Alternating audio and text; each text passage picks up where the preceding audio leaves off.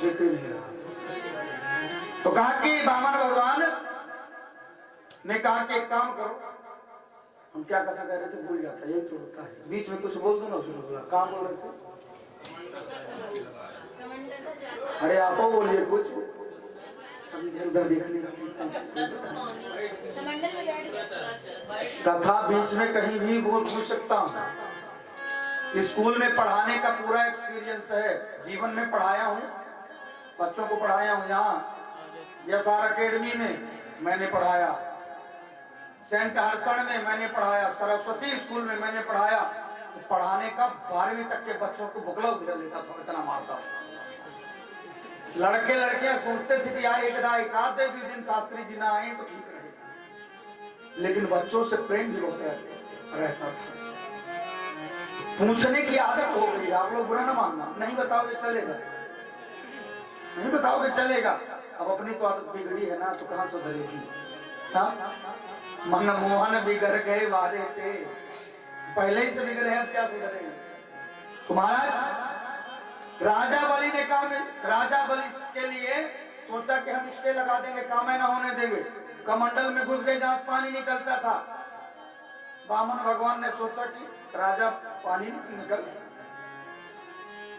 भगवान ने कहा हमारा एक कमंडल तो काफी दिनों से धोया नहीं गया है, इसमें लगता है काई लग गई, थोड़ा साफ कर दे। तो कुसा लिया, अब पैनी कुसा पीछे को करके, अब कुसा में जहां से पानी निकलता है ना कमंडल में छेद दिया। जब छेदा तो मालूम क्या, साफ तो हो गया कमंडल, पर साफ क्या हुआ, शुक्राचार्य जी की एक आंखें साफ हो गई। बोलो जय श्री कृष्ण। कथा कहती है कि कोई दान करना चाहता है और उसमें यदि आप बीच में अड़ंगा लगाओगे तो शुक्राचार्य जैसे एक आंख के हो जाओगे। हाँ? इसलिए दान करने में भी डिस्टर्ब नहीं करना चाहिए।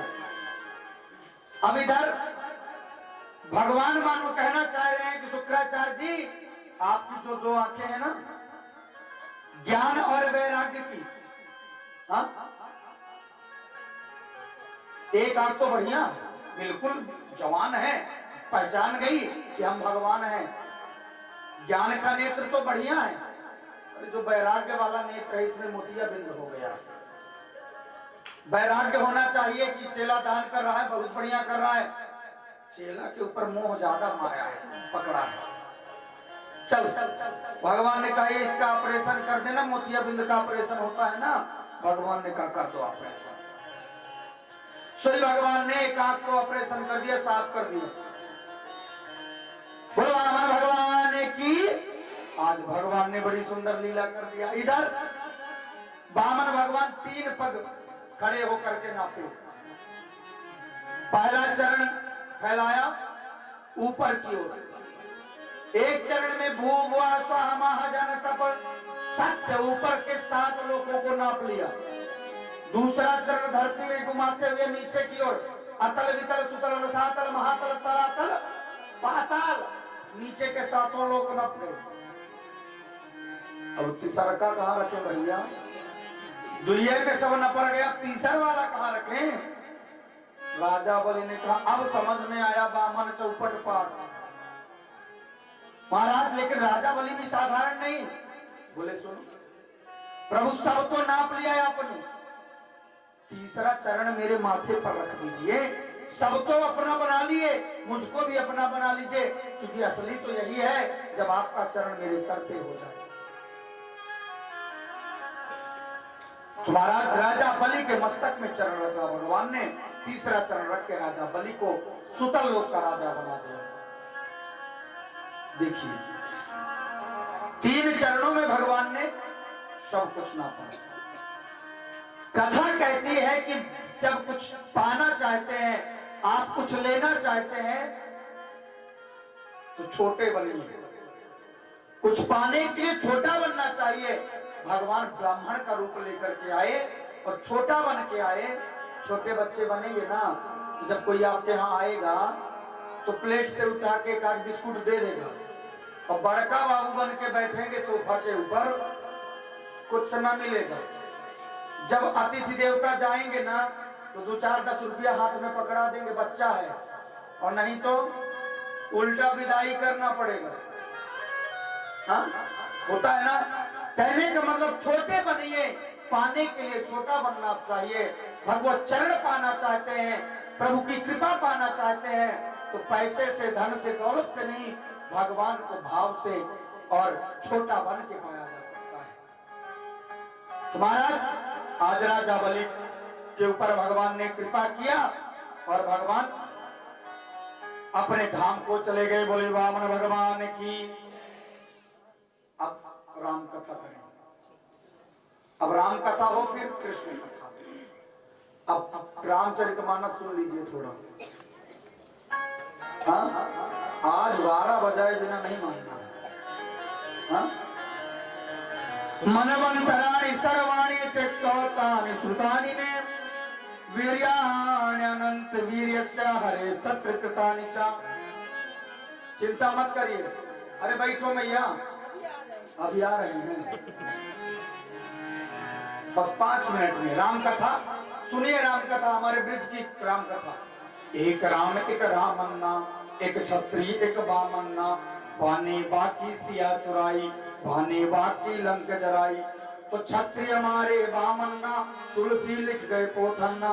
राम कथा समाप्त। इतने ही तो राम कथा है। ये वाली भी बनती है। अब थोड़ा सा विस्तार में चाहते हैं, विस्तार में, नहीं तो राम कथा हो गई। भागवत में राम कथा 1.5 अध्याय में लिखी है, सीधे गोस्वामी तुलसीदास जी के शब्दों में। एक बार भूपति मन माहे,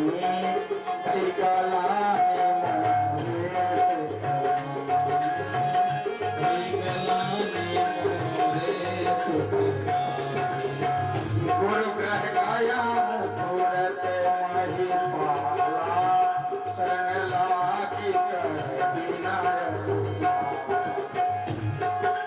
राजा दशरथ जी के मन में ग्लानि हुई, और जब ग्लानि हुई तो तुरंत क्या ग्लानि हुई? मोरे सुत नहीं। सुत माने लड़का, मेरे लड़का नहीं, हमारी लड़की पहले से है। तो दशरथ जी के पहले से लड़की थी शांता। 4 लड़के बनी, पहली लड़की है शांता। नियम के अनुसार, वचन के अनुसार पहली लड़की चली गई, दान करना पड़ा। और दूसरे में अब चौथा बनाया, कोई बेटा कोई बेटी नहीं। कष्ट हुआ, गुरुजी के यहाँ गए। निज सुख दुख सब गुरु ने सुनाया, अपना सुख दुख सब गुरुजी को सुनाया। सुख भी सुनाया, दुख भी। हम लोग दुख है तो गुरु बाबा को सुनाते हैं, हम लोग दुख है दुख सुनाते हैं। लेकिन भगवान गए, राजा दशरथ जी गए, और दशरथ जी को क्या कहा वशिष्ठ जी ने? चिंता मत करिए, धरहु धीर हुई है सुख चारी, भुवन विदित भगत भयहारी, भुवन विदित भगत भयहारी। चिंता मत करिए, 4 बेटा होंगे आपके, और साधारण से कालदर्शी त्रिभुवन के मालिक आपका बेटा बनेगा। तब श्रृंगेरी से वशिष्ठ बुलावा, पुत्र काम शुभ याग करावा, पुत्र काम शुभ याग करावा। पुत्र कामेश यज्ञ हुआ, चरु लेकर अग्नि नारायण प्रकट हुए, चरु बांटा गया, माताएं चरु को ग्रहण की और गर्भवती हो गई। जब गर्भवती हो गई, भगवान प्रकट हुए। वही प्रगट कृपाला दीन दयाला, कौशल्या हितकारी, हर्षित महतारी मुनि भगवान, अद्भुत रूप विशाल, लोचन अभिरामा तन रघु श्यामा, नित्य भुज चारी, भूषण वन माला नयन विशाला, शोभा सिंधु खरारी, जय श्री कर जोरी अष्ट पिपोरी के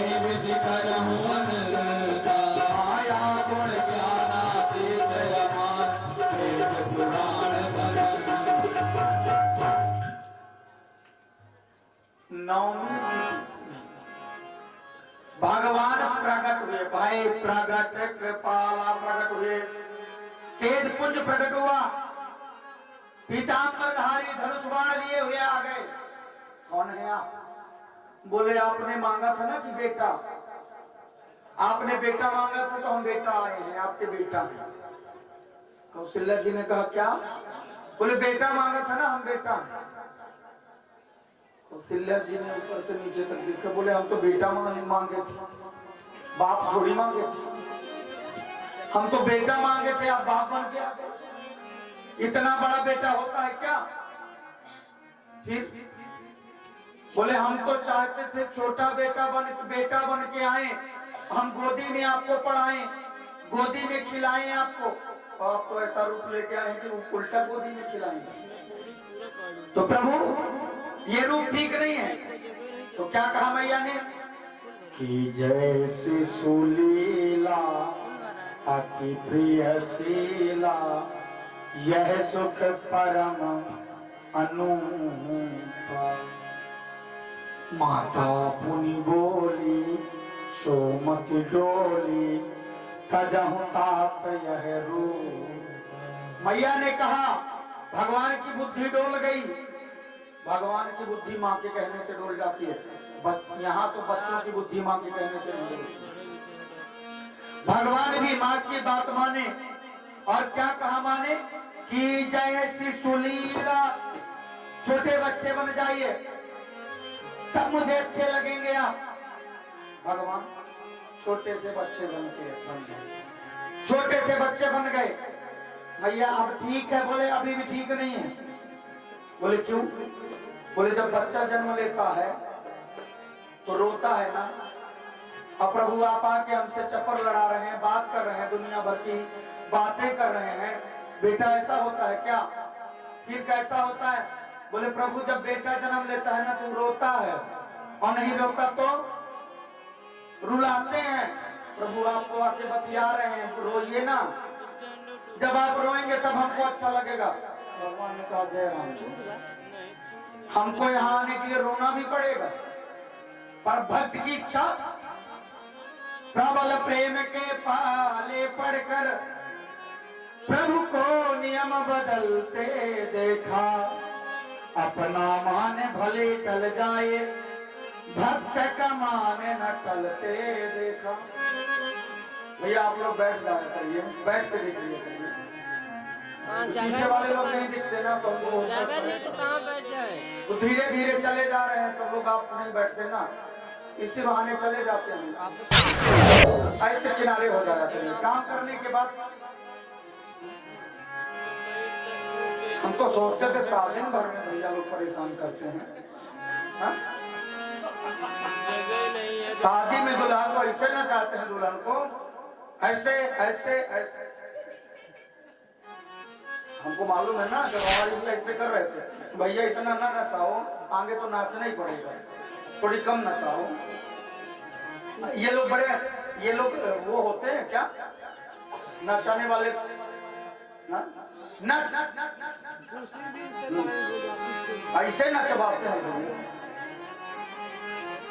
देखिए ये लोग पूरी कथा आप लोगों को दोबारा भी देंगे, रिकॉर्ड कर रहे हैं, एक बार इनके लिए ताली बजा दो जरा।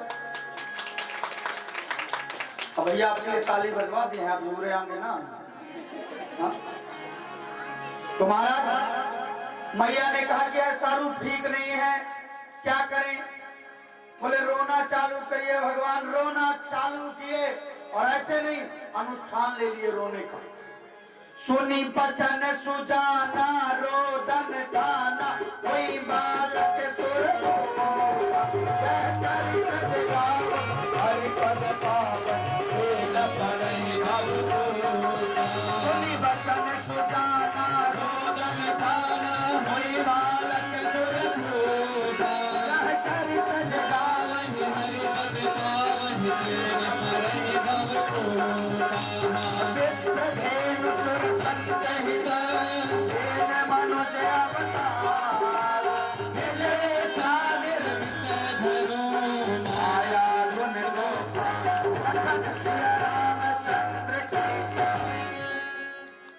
पिताजी थक गए, ऐसा रोना चालू किए कि पूरे नगर में रोने की आवाज।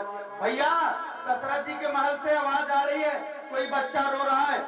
अच्छा, फिर नवमी तिथि मधुमास पुनीता शुक्ल पक्ष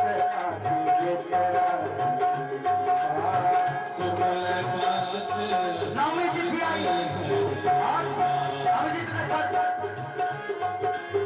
मध्य दिवस अतिशेष पावन काल लोक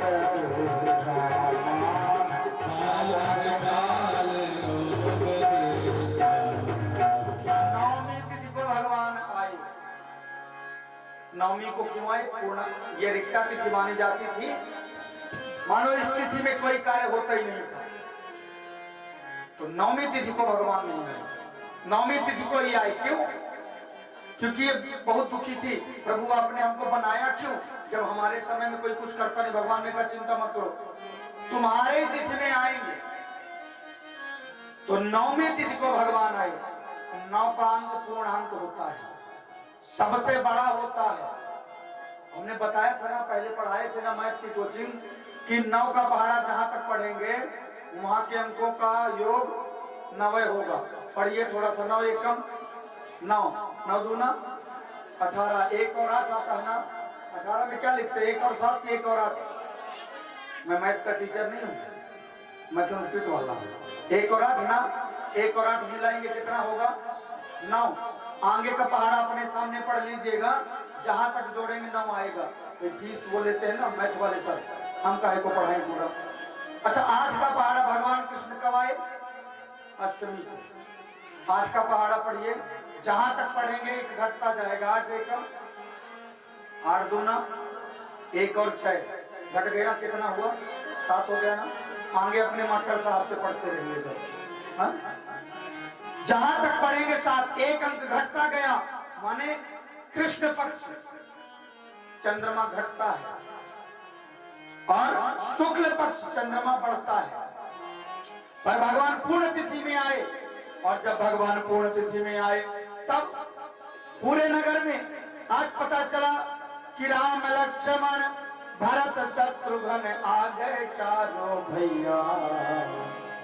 और नाम सुन सुन कर सब सखियां आई और गाने लगी बधैया। बोलो राम राम राम, बोलो राम राम, बोलो राम राम, बोलो राम राम।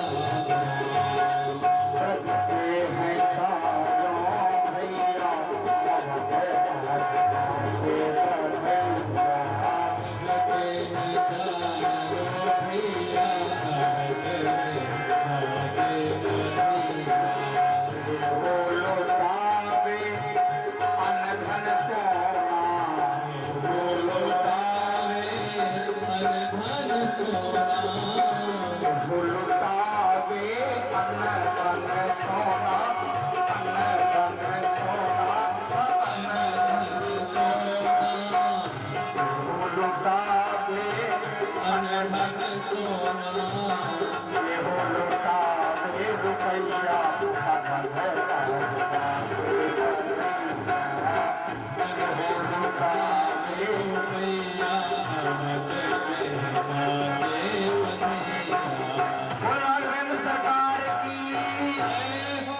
सभी को बधाई हो, बधाई हो।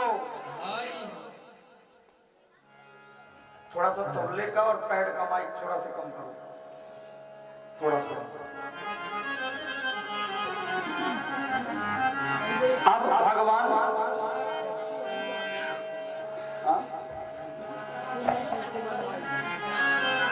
नगर अयोध्या धन